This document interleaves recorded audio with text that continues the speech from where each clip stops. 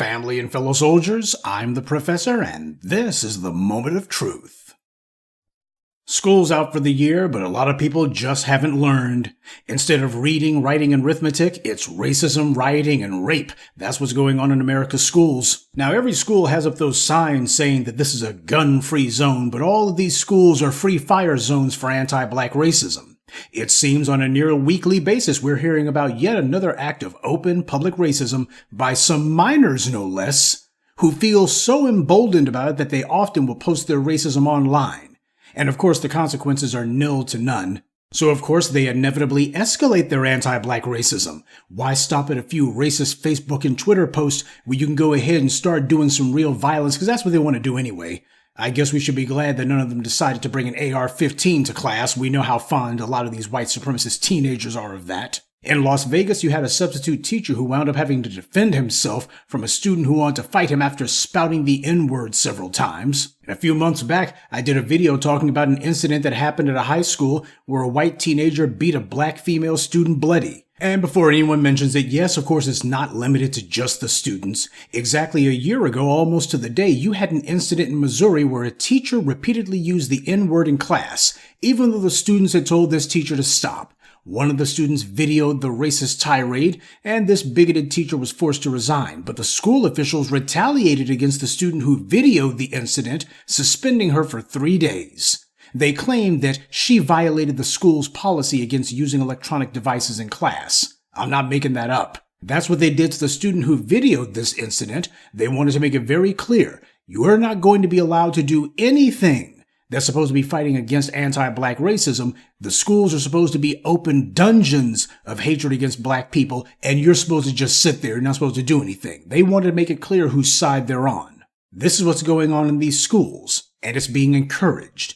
This is what's also going on online, and that's being protected. When you see behavior like this, from children no less, this is a direct reflection of what's going on in their homes. These are kids. They have no life experience because they haven't been out of the house. But it's also a direct reflection of how they've been socialized by the society to be completely and thoroughly unaccountable for their behavior. They think that they have a right to do what their grandparents and other people did, so this is an effort for them to go back in time. Why do they think that they can get away with it? Because these racist school boards and principals allow them to. It's unheard of for some racist punk in these schools to actually be expelled. Rarer still for them to be charged with a crime, even for violent behavior. The authorities are acting as protection for these hate criminals. Meanwhile, if a black student sneezes in class, they'll be suspended if they're lucky and probably expelled if they're not. With schools letting out for the summer, this is a time for black parents in particular to be organizing themselves. Time to have a game plan for what's going to happen when the schools get back in session. You have racist teachers who need to be fired, racist students who need to be expelled, and racist school board administrators who need to be sued. There needs to be a full court press, but it needs to be by the parents. They are the ones who have the most direct connection with those children, and they are the ones who also are supposed to be the most invested in changing those venues. These racists are not suspended in midair. They're being allowed to operate. And these parents are usually friends with, and in many cases directly related to, the bigoted principals and school administrators who allow this racism to continue. They're on code that anti-black violence is to be promoted and the perpetrators are to be protected. Yes, it's good when black people stand up for themselves and fight back when they're attacked, but we got to start being proactive, not reactive. Because when we're dealing with children and their safety and their well-being, you don't want to wait until after the bad guys have done something. You want to get out in front of these kind of things. Because if there was any sort of system in place, an actual system to punish these racists, then these cowardly punks wouldn't dare try anything. All of a sudden, those students would learn that the N-word isn't something that you want to be spouting in class, and these teachers wouldn't even dare to risk their would-be careers. But of course, as we all know, none of this is new. Generation X was where it was obvious that nothing had changed with the baby boomers. Gen X was the first generation born right after the Civil Rights Movement. We were supposed to be the post-segregation generation. People portrayed Gen X in the white media as supposedly the colorblind generation. Oh, they were going to be so innocent without the weight of those white-only signs on their shoulders. But of course, like everything else the white media said, that was a lie.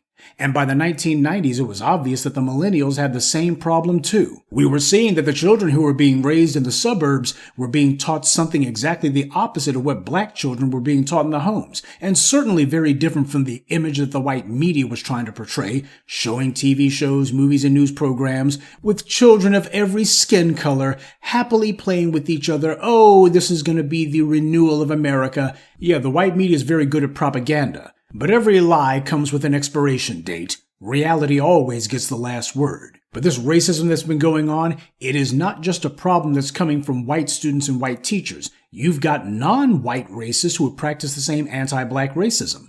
And the schools have become ground zero for it. This is why the Christopher Rufos have focused almost solely on trying to embolden anti-black racism in the schools. Today's racists become tomorrow's politicians and crooked businessmen. This is the white right's attempts to do their own clumsy version of social engineering. The goal is to make sure that these kids understand you don't need to be subtle about the racism, because the white supremacists, they tried being subtle about the message in the past, but that didn't work. They didn't have enough racists who were sufficiently emboldened. So now they have dropped all the code words, they've dropped all pretense, and they've just started openly saying slavery was a good thing, black people have to be killed, and there's nothing wrong with it. This kind of open, blatant racism is what the racial hysteria Christopher Rufo and others have spread was meant to cause. This was the goal from the very beginning. In war, truth is the first casualty, and that's especially true of a culture war. These liars are always claiming that, oh, we're concerned about whether or not somebody's saying something that's racially charged. Yeah, but as soon as somebody attacks black people, all of a sudden, well, that's just free speech, don't you know? That's the entire point. It's a double standard, and it's supposed to be. Well, it's time for black people to start enforcing some standards of our own, ones that actually put respecting black people at the top of the totem pole. That's something that we can do, but we're going to have to actually focus on it. Instead of people being more concerned about making sure that their kids have the nice new Nikes or that they got the fresh new jeans or what have you, instead of focusing on school as a fashion show, it needs to be focused on a place where black children actually are getting something resembling an education, but also that they're learning about the world that they live in and how they can work together in order to take charge of that world. That's what black education is supposed to be about. Not to have children growing up to think that they're supposed to be a cog in somebody else's machine or bystanders in their own lives. They're supposed to be front and center. And the parents are supposed to be the living example of that. Look, the white right uses their billionaire, wealthy white supremacist donors in order to set up these little straw man, sock puppet bits of political agitprop. That's how you have all of these white supremacists who were going to these school boards, screaming and yelling in front of the cameras. It was all staged. It was all set up. It was all astroturf. Individuals who in many cases, not only did they not have children who were in these schools while they lied and claimed that they were so outraged about the books about Dr. King in the schools, but also in many cases, these people didn't even live in these areas. They were like some sort of satanic traveling sideshow of the damned, going from one school board to the next. If there's any school board that's actually in session, they want to get in front of there and say, we're angry about, well, everything, and god dang it, we're not racist, even though we say all this racist stuff. We're not racist, even though we object to the very existence of black people. We're not racist, even though we're defending all of this racist stuff, and we don't want you saying that slavery was a bad thing. And then, of course, you conveniently have Fox News there, as if they already knew to be at these places. This is all of it astroturf, paid for by the exact same wealthy white supremacists who fund the think tanks who organize these things in the first place. This stuff is all staged. Now, if these white supremacists can use their money in order to pay for a phony white mob to show up at these school board meetings, then what will happen if you actually have conscientious black parents who show up to actually protect their kids? What would also happen if you had some black folks who, instead of simply trying to use the school boards as a means to get on the bottom rung of the political ladder, instead they actually go to these school boards and decide to join these school boards so that they can punish this kind of stuff? That's what's required. That's the revolution in education that needs to occur. Now that's what can be done internally, at least at the grassroots level, to stop these white supremacists from carrying out the anti-black racism in schools. But at the national level, there's also something else that needs to be done. You see, all of this anti-black racism that we face, this is why we need a black hate crime law. We need one that actually protects black people and puts a legal framework in place for what's to be done whenever we're targeted. It's also the reason why there's an across-the-board opposition to this legislation by all of these anti-black racists. And I'm not just talking about opposition from people who are classified as white. I'm also talking about individuals classified as Latino and Asian as well. What would the Dinesh D'Souza's and the Vivek Ramaswamy's do if there were actual legal consequences that go along with all of the stuff that they like to say about black people? What would happen to Ron DeSantis if there was an actual legislative framework in place to punish him for the stochastic racism and terrorism that he likes to carry on? That mass murder of black Floridians last year, that was the direct result of Ron DeSantis and his anti-black rhetoric. What if there were actual laws on the books to punish him for this? See, this is the reason why Joe Biden sitting on his hands and not doing anything for black people, that's not some victimless crime. It's not some sort of administrative oversight. The Democrats are just as guilty of all of this anti-black racism as the Republicans because they're the ones who, even when they're in charge, even when you hand them the White House, the House of Representatives, and the Senate, they still don't do anything. When it comes time to talk about policies, you don't see the Democrats saying we have got to get control of these state legislatures so that we can put some anti-black hate crime laws on the books. They don't say that. Not even one of them has said, you know what, we need to start putting our heads together and get some sort of national blueprint together for how we're going to have a state-by-state referendum to make sure we can punish the Christopher Rufos and others for the racial hysteria that they like to spread. They're sitting here trying to ban the history books and such. Let's start fighting back. We're going to need to have some retaliatory legislation. They don't do that. Instead, what they do is they say nothing. Oh, when it comes to abortion, they can learn how to do a statewide referendum. They can do that in multiple states. They can get that done. Oh, when it comes time to have the Michigan state legislature in the Democrats' hands, they can go ahead and pass some legislation for abortion. They can do that. But when it comes time to talk about black people being protected and comes time to punish these anti-black racists, all of a sudden, well, we just can't get it done. See, this is the reason why black people were foolish for trying to make excuses for themselves for why Joe Biden being voted for is a good thing. It doesn't matter. It's going to be okay. No, it's not going to be okay.